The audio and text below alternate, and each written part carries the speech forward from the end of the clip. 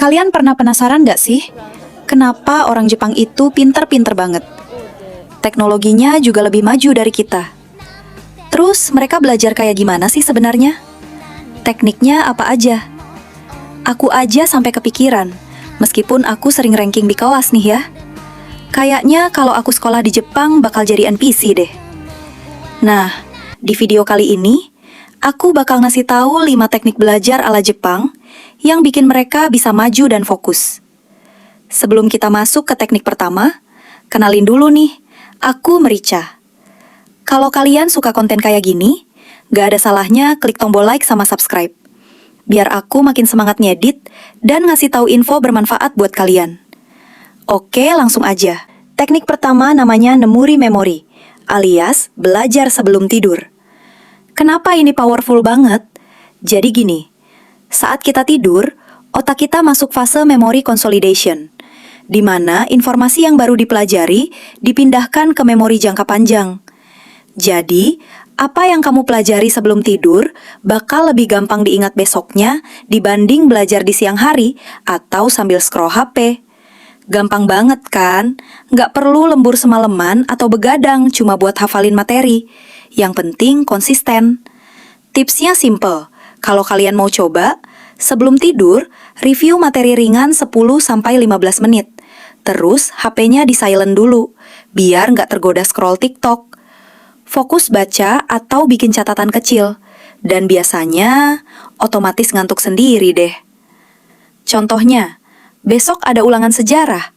Cukup baca poin-poin penting atau buat flashcard singkat sebelum tidur. Besok, otak kalian bakal lebih nyambung sama materinya, dan kemungkinan lupa jauh lebih kecil.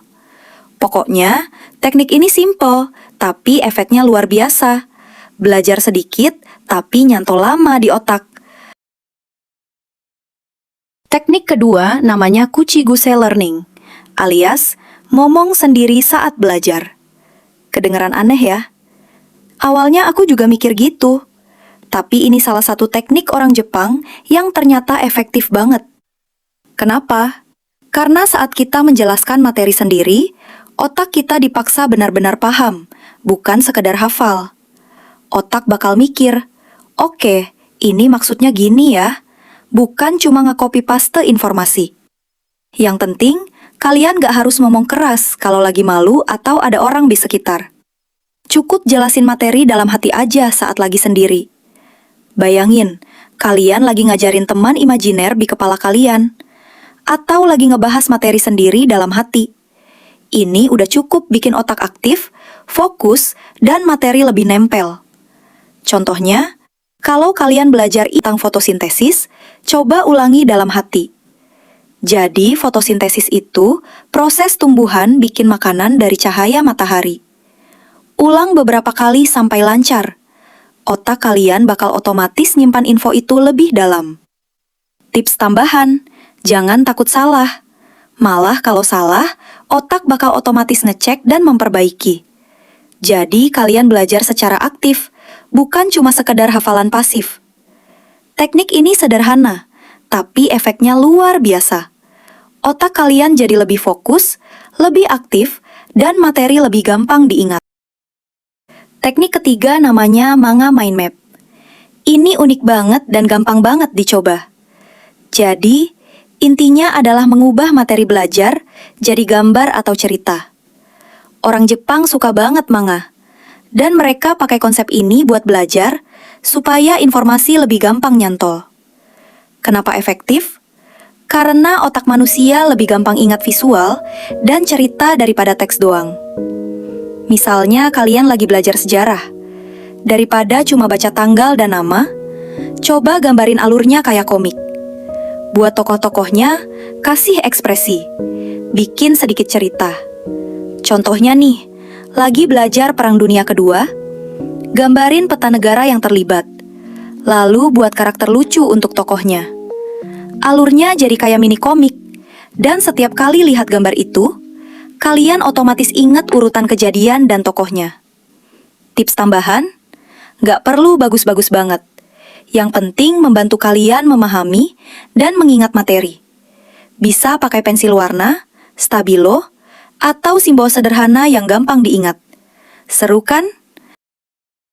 Oke, teknik keempat namanya Sanpo Study, alias belajar sambil jalan. Kedengeran aneh ya? Tapi ini sering banget dipakai siswa Jepang, dan efeknya nyata banget. Kenapa efektif? Karena saat kita jalan, aliran darah ke otak meningkat, bikin kita lebih fokus, lebih fresh, dan lebih gampang menyerap materi.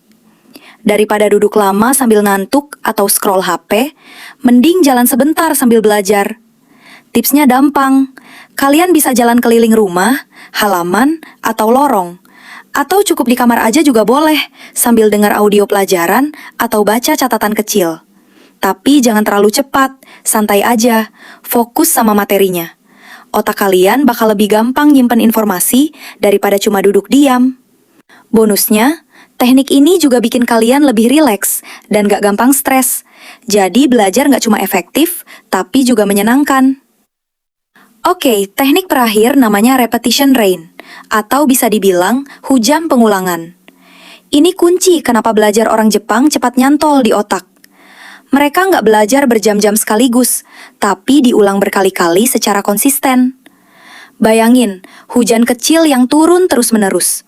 Bukan sekali deras, tapi lama-lama basahnya meresap ke tanah. Nah, otak kita sama juga. Pengulangan yang rutin bikin materi nyantol lebih lama. Tips pakainya, ulang materi sedikit-sedikit tapi sering. Misalnya hari ini belajar, besok ulang, 3 hari kemudian ulang lagi. Seminggu kemudian ulang lagi. Bisa pakai flashcard, catatan kecil, atau audio yang kalian dengar berulang-ulang. Hasilnya, materi masuk ke memori jangka panjang, hampir nggak mungkin lupa, dan kalian bisa lebih santai saat ulangan atau ujian. Jadi itu dia 5 teknik belajar ala Jepang. Simple tapi powerful kan? Kalau kalian konsisten pakai teknik ini, belajar nggak cuma lebih gampang, tapi juga lebih menyenangkan dan nyantol di otak. Kalau kalian suka video ini, jangan lupa klik like dan subscribe, biar aku makin semangat bikin konten bermanfaat buat kalian. Tulis juga di kolom komentar, teknik mana yang bakal kalian coba duluan. Atau kalau kalian punya trik belajar seru lain, share juga dong. Oke guys, sampai ketemu di video berikutnya. Dan selamat mencoba teknik belajar ala Jepang.